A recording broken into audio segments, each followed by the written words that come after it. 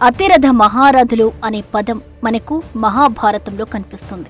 మహాభారత యుద్ధం అనివార్యమైనప్పుడు భీష్ముడు యుద్ధంలో పాల్గొనే వీరులను, వారి అస్త్రశస్త్ర నైపుణ్యాలను బట్టి ఒక్కొక్కరు ఎంతమందితో పోరాడగలరు, ఎంతమందిని చంపగలరు అనేది ప్రామాణికంగా తీసుకుని ఆయా యుద్ధ వీరుల స్థాయిని బట్టి 5 హోదాలుగా విభజించాడు.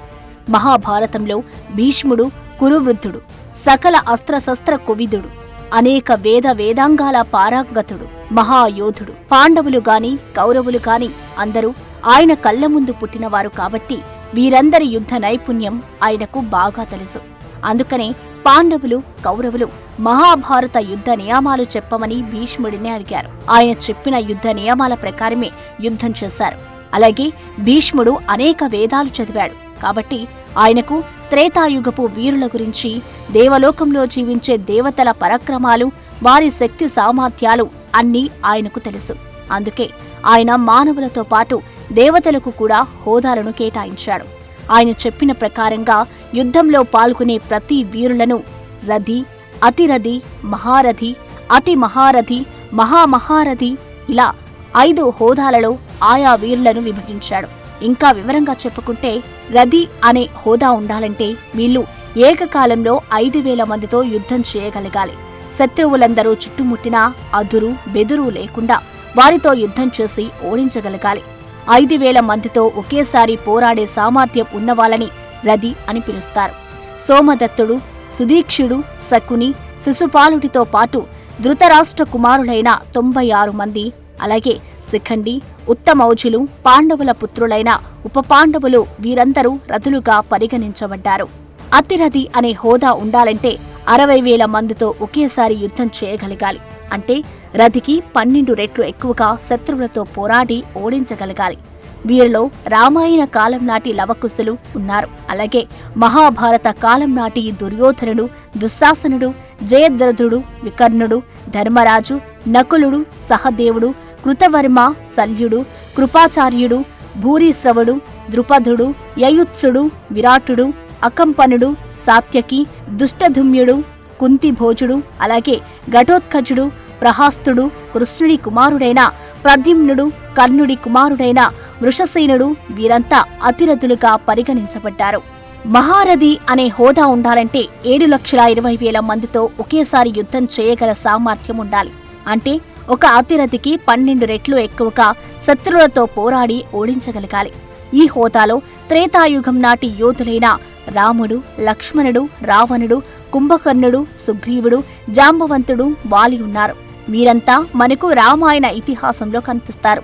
అలాగే ద్వాపర యుగంలో జన్మించిన వారిలో కృష్ణుడు, బలరాముడు, భీష్ముడు, ద్రోణుడు, అర్జునుడు, కర్ణుడు, అభిమన్యుడు, అశ్వత్థామ, అతికాయుడు, భీముడు, భగదత్తుడు, నరకాసురుడు, జరసంధుడు తదితర వీరులంతా మహారథులుగా పరిగణించబడ్డారు. వీరందరూ మహాభారత యుద్ధకాలంలో జీవించినవారు. అతి మహారథి అని హోదా కావాలంటే 86,40,000 మందితో ఒకేసారి యుద్ధం చేయగల సామర్థ్యం ఉండాలి. అంటే ఒక మహారథికి 12 రెట్లు ఎక్కువగా శత్రువులతో పోరాడి జయించాలి. ఈ హోదాలో పరశురాముడు, వీరభద్రుడు, భైరవుడు, అలాగే ఆంజనేయుడు, ఇంద్రజిత్తు ఉన్నారు.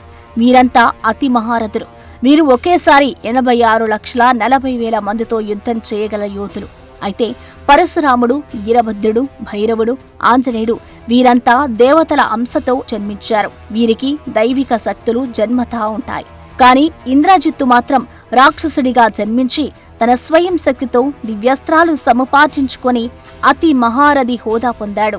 సీతాదేవిని విడిపించే సమయంలో జరిగిన రామరావణ యుద్ధంలో పాల్గొన్నది ఇద్దరు అతి మహారథులు.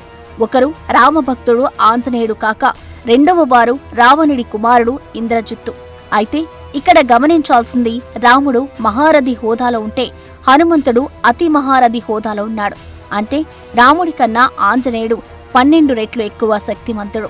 అలాగే రావణాసురుడి కన్నా అతని కొడుకు ఇంద్రజిత్తు 12 రెట్లు ఎక్కువ శక్తిమంతుడు. తండ్రిని మించిన తనయుడంటే ఇదే మరి. మహారథి అనే హోదా కావాలంటే 20,73,60,000 మందితో ఒకేసారి యుద్ధం చేయగల సామర్థ్యం ఉండాలి.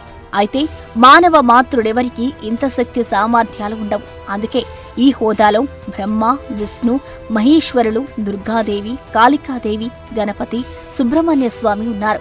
వీరంతా వేరే లోకాలలో దానవులు అంటే రాక్షసులతో యుద్ధం చేశారు. అందుకే పురాణాలు రాసిన ఋషులు, మహర్షులు ఇంతకు ముందు యుగాలలో వేరే లోకాలలో జరిగిన యుద్ధాలను తమ దివ్య దృష్టితో వీక్షించి వారికి మహామహారథి అనే హోదాని ఇచ్చారు. అయితే దేవతలు దైవిక శక్తి కలిగి ఉంటారు కాబట్టి ఈ హోదా సాధించగలిగారు. అదే విష్ణుమూర్తి తన అంశతో ఈ భూలోకంలో పరశురాముడిగా, రాముడిగా, కృష్ణుడిగా జన్మించిన మానవ దేహంతో ఉన్నారు కాబట్టి ఇక్కడ మహామహారథి అనే హోదా సాధించలేకపోయారు. మహాశివుడు కూడా తన అంశతో ఆంజనేయుడుగా వానర రూపంలో జన్మించిన అతి మహారథి అనే హోదా సాధించాడు. కాని మహామహారథి హోదా అందుకోలేకపోయాడు. ఇక్కడ తేడాను మీరు గమనించండి. దేవతలు స్వయంగా మహామహారథి హోదాలో ఉంటే వారి అంశాలు మాత్రం అతి మహారథి హోదా దాటలేకపోయారు. సో ఇది ప్రతి యుద్ధ వీరునికి భీష్ముడు ఇచ్చిన 5 హోదాలు.